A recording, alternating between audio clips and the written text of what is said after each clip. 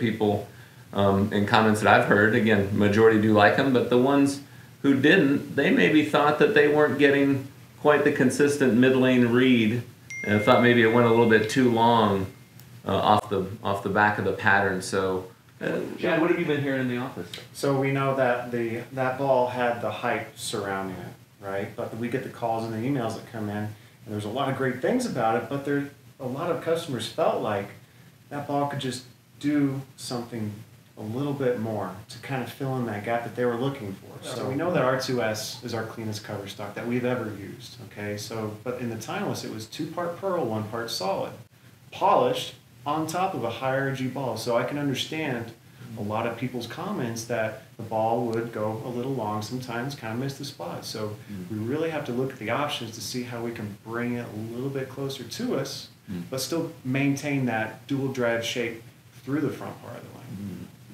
It would be pretty wise of us if we research that and we find out and we listen to the customers who, call you, Chad, and we really like this about Timeless. Yeah, there's probably 10 or 100 to 1, good comments to bad, but I think it's really important that we don't just ignore what those who didn't like have to say about it. We certainly can't forget what they liked about it. Yeah, we don't want to lose the good. But I think it's pretty important that we find a way to listen and say, what are the things that we're missing for a lot of players with Timeless? Merge those two worlds together on this new project. And maybe we can find a happy medium where those who loved it still love the new project, and the ones who weren't really a big fan of Timeless, we can get them to enjoy the new project.